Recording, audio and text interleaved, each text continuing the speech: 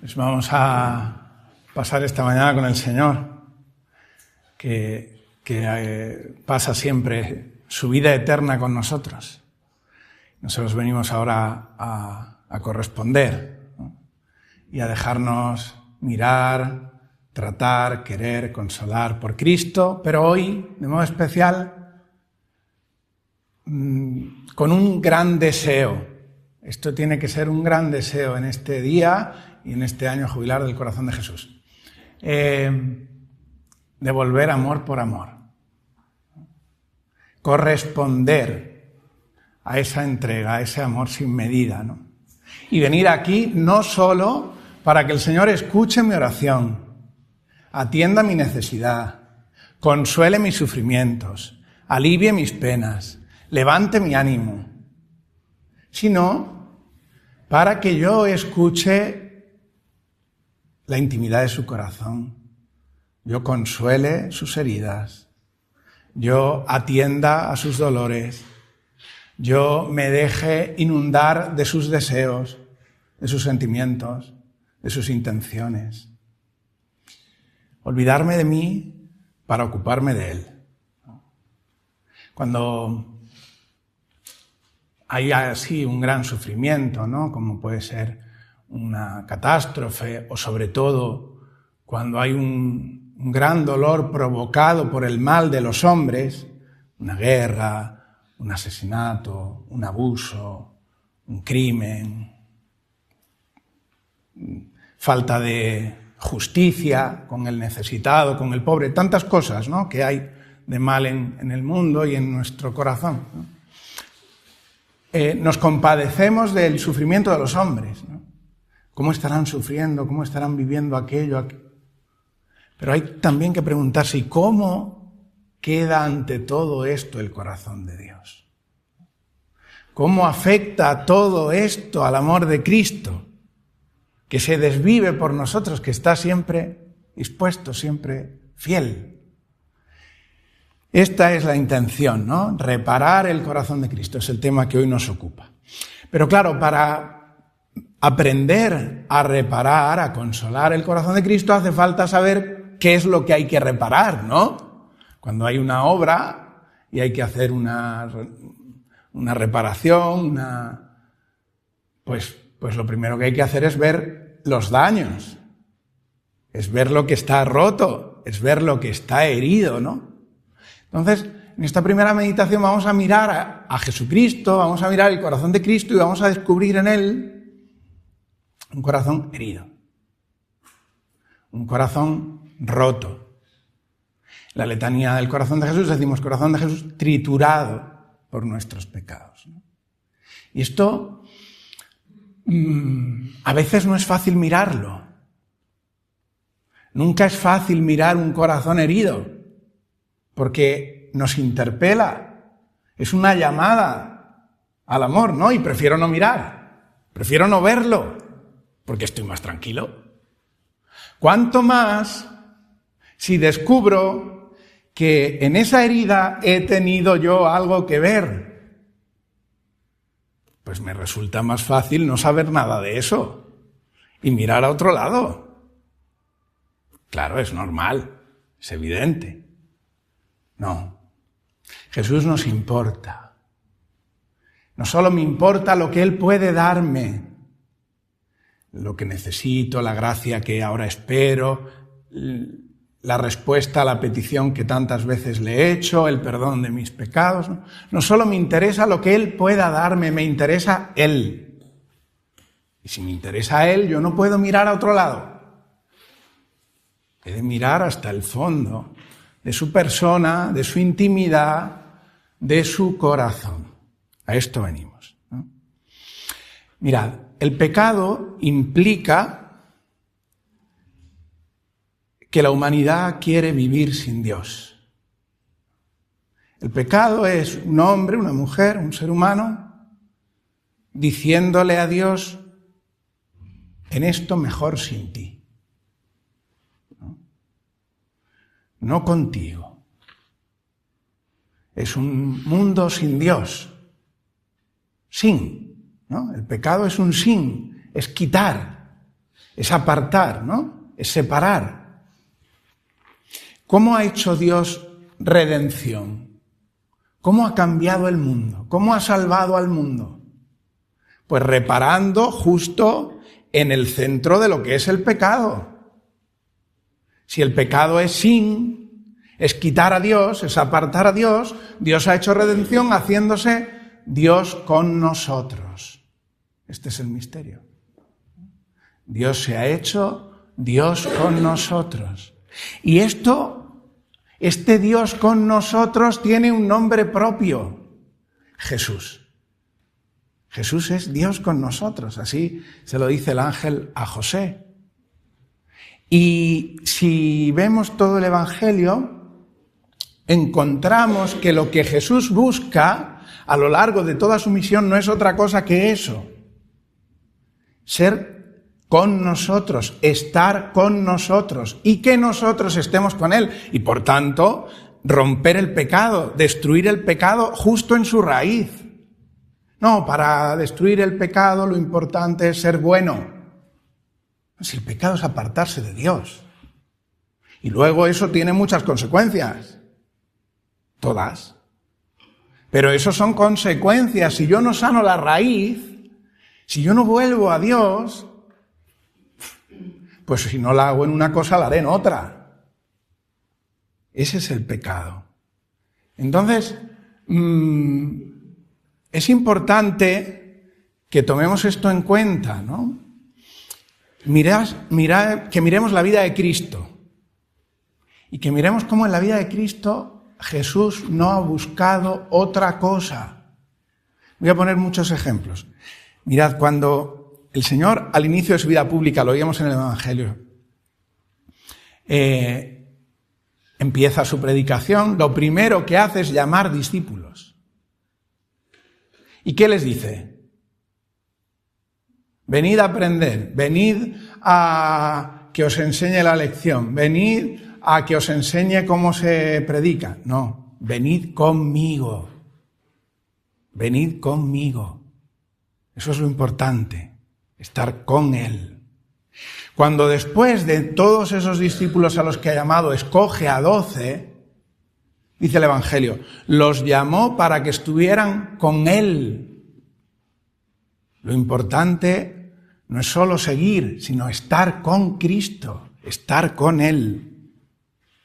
Después en el Evangelio aparece varias veces como Jesús se lleva aparte a alguno de los discípulos, ¿no? Por ejemplo, en el momento en el que resucita a la hija de Jairo, en el momento de la transfiguración y sobre todo después en el huerto de los olivos, ¿no? Y dice el Evangelio, tomó consigo a Pedro, a Santiago, a Juan, tomó consigo. Ese es el modo en el que Cristo hace redención, toma con Él, toma consigo. Uno de esos momentos en el huerto de los olivos, Jesús lo explicita más todavía. Quedaos aquí y velad conmigo, conmigo. Pero eso no vale solo para aquellos que estuvieron con Él en el mundo. Porque nosotros entonces, a lo más, lo que podríamos sentir es envidia. Claro, porque Pedro o yo, quédate conmigo. Por favor, quédate conmigo. Pero yo no, porque no estaba allí. Jesús resucitado, antes de subir al cielo, las últimas palabras que aparecen en el Evangelio de San Mateo, son estas. Yo estoy con vosotros todos los días hasta el fin del mundo. No se ha ido. Se ha quedado con nosotros. Y en el Evangelio de San Lucas, cuando Jesús se aparece a aquellos dos que se iban, desanimados y decepcionados, camino de Emaús, dice el Evangelio esas palabras tan bellas, entró para quedarse con ellos. Porque esos discípulos se habían enterado de lo que Jesús quería sin saber que Él era Jesús. Y le dijeron, quédate con nosotros. ¿Veis? Vemos, por tanto, hermanos, que el deseo de Jesús es estar con los hombres. es estar cerca de nosotros, ¿no? El deseo de Jesús es ser Dios con nosotros. Y ese es el modo en el que Dios hace redención, ¿no? Claro, ¿qué es lo que hiere el corazón de Cristo? Pues precisamente lo que rompe, lo que separa su mayor amor, su mayor deseo, su mayor intención, estar con nosotros. Lo que hiere el corazón de Cristo es separarse de Él, apartarse de Él. Y eso podemos verlo en toda su vida, ¿no? Cuando, por ejemplo, se encuentra dormidos a los discípulos a los que le había pedido velar con Él, se nota en el Señor un dolor. Y el dolor no es porque estén durmiendo, es porque no están compartiendo lo que Él lleva en el corazón, ¿no? Han puesto una barrera, una distancia. Y esto es lo que es el centro del misterio de la iniquidad, ¿no? San Pablo llama así al pecado, un misterio de iniquidad. ¿Por qué? Porque hemos roto una ley muy justa. La gravedad, la maldad principal del pecado es que nosotros hemos roto una ley muy justa. No. El misterio del pecado es un misterio de iniquidad porque nos hemos apartado de un amor infinito. Que no es lo mismo. ¿No? Porque un amor infinito, un amor que te está amando sin principio ni fin, merece ser amado. Merece. Lo merece. No es, bueno, pues lo que tú quieras. Merece ser amado, pero solo ser amado si tú quieres. Y el misterio de iniquidad es que no quiero. Este es el misterio del pecado, ¿no? Este es el misterio, ¿no? Y por eso se ha clavado en el corazón del Señor, ¿no? Mirad, San Pedro en su primera carta dice esta frase tan densa, ¿no? Él mismo llevó nuestros pecados en su cuerpo hasta la cruz. ¿Qué significa que nuestros pecados han sido llevados en el cuerpo de Cristo? ¿No? Pues significa, hermanos, que tu vida y la mía deja huella en el corazón del Señor. Que nuestra vida, decía el padre Mendizábal, yo esperaba que este retiro lo dieran las monjas de la fraternidad, que van a venir, pero seguimos esperando tener las cosas resueltas. La providencia del Señor nos ayude. Entonces, el padre Mendizábal decía que el misterio del corazón de Cristo es comprender esto, que nuestra vida es una operación en el corazón de Jesús. Y él lo explica de esta manera. Dice que un día entró a una sala de una universidad o de un salón de actos donde se estaba proyectando unas imágenes, un vídeo. Y él llegó tarde. Entonces, pues entró, veía el vídeo de fondo, pero sin hacer mucho ruido, pues quiso buscar un sitio donde sentarse y ya está, ¿no? Y él lo que vio en el vídeo, pues fueron como unas manos blancas que se movían y ya está. No prestó más importancia ni más atención a aquello. Pero sin embargo le llamó la atención que todo el resto del auditorio eran jóvenes sobre todo, estaban clavados en la pantalla, sin pestañear, ¿no? Fijos a lo que estaba pasando ahí y que él no había dado importancia, unas manos blancas que se mueven, punto. Cuando prestó atención a qué era lo que se estaba proyectando, se dio cuenta que estaban proyectando una operación a corazón abierto. Claro, esas manos que se mueven sin importancia tienen mucha importancia, porque cualquier movimiento cae sobre el corazón que están operando. Y es cuestión de vida o muerte. Y entonces él, en ese momento, sintió como una llamada de Dios que le hizo comprender, este es el misterio del corazón de Cristo. Nuestra vida está operando sobre el corazón del Señor. Nuestra vida está operando sobre el corazón del Señor. Esas obras que en tu vida parecen que da igual cómo trates al otro, cómo hables a tu mujer, a tu marido, cómo reces, cómo te desempeñes en tu trabajo, te desenvuelvas en tu trabajo, cómo mires a los demás por la calle. Eso que parece que da igual, porque llevo prisa, porque tengo muchas cosas que hacer, porque está operando en el corazón del Señor. Todo eso se está grabando en el corazón del Señor, ¿no? No da igual.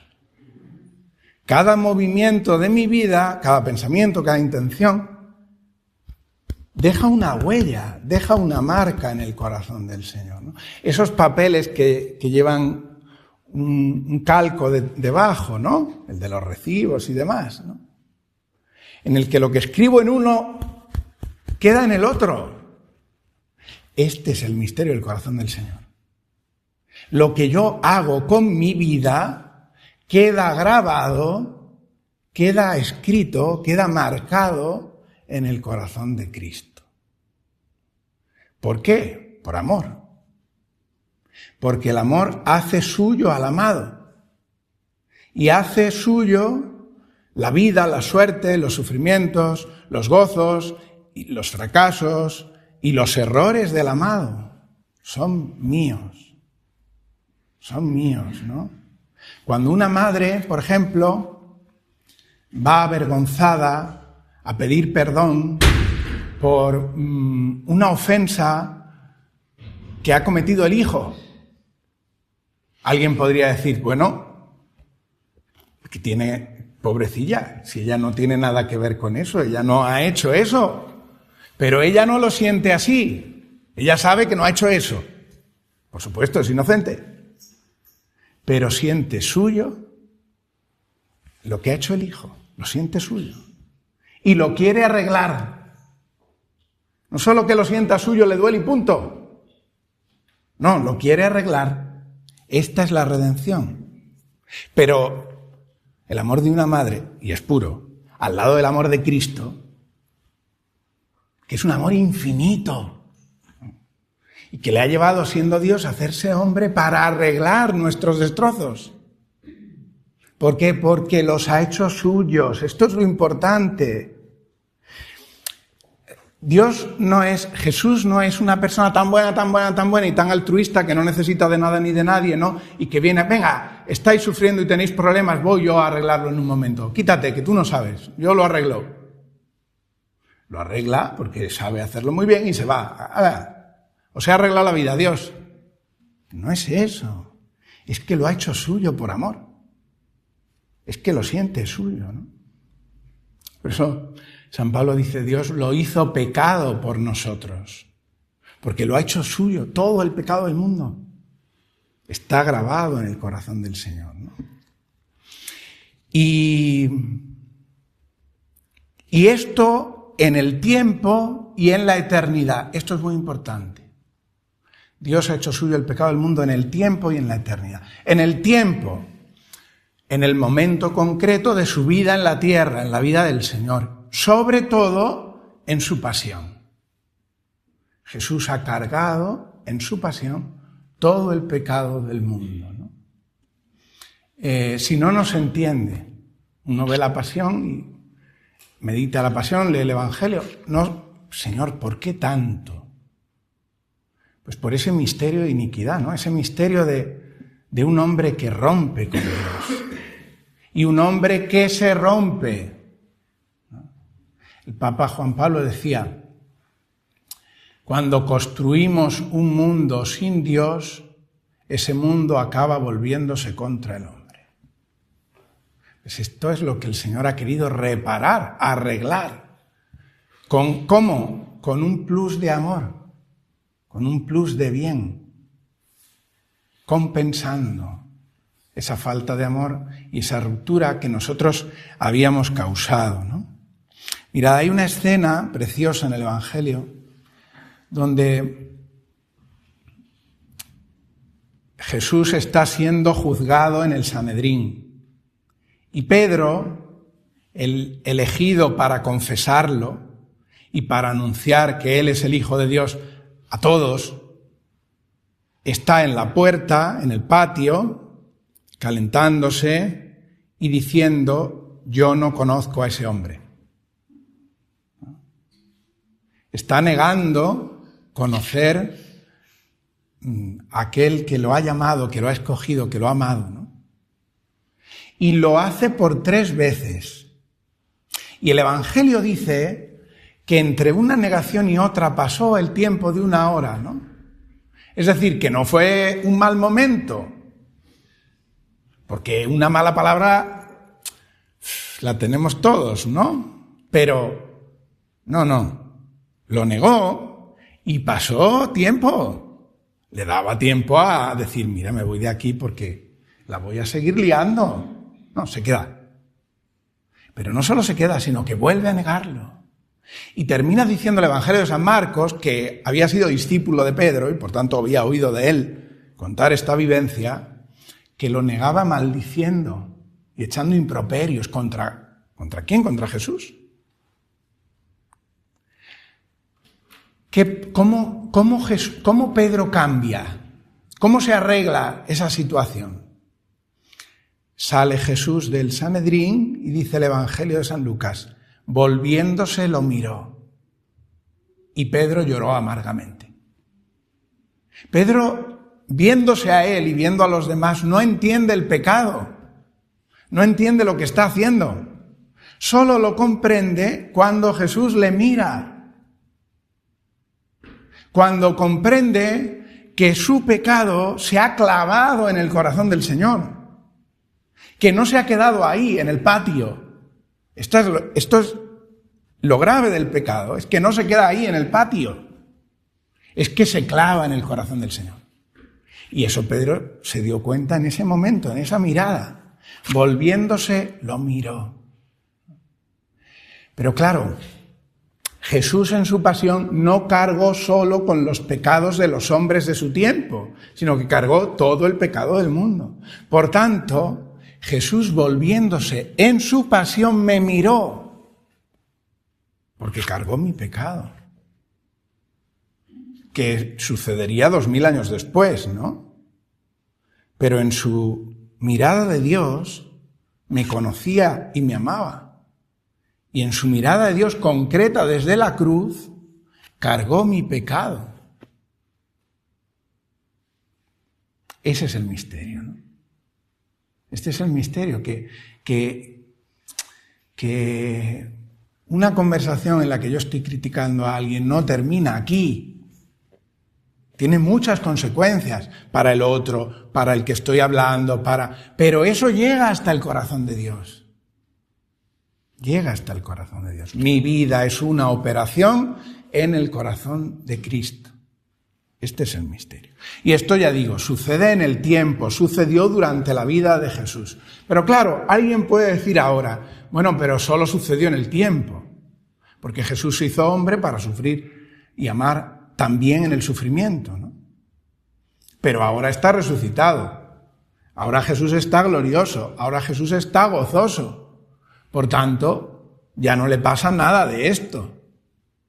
Y es verdad que Jesús está lleno de felicidad y de gloria. Pero sin embargo, también es verdad que sigue siendo sensible a nuestra respuesta de amor.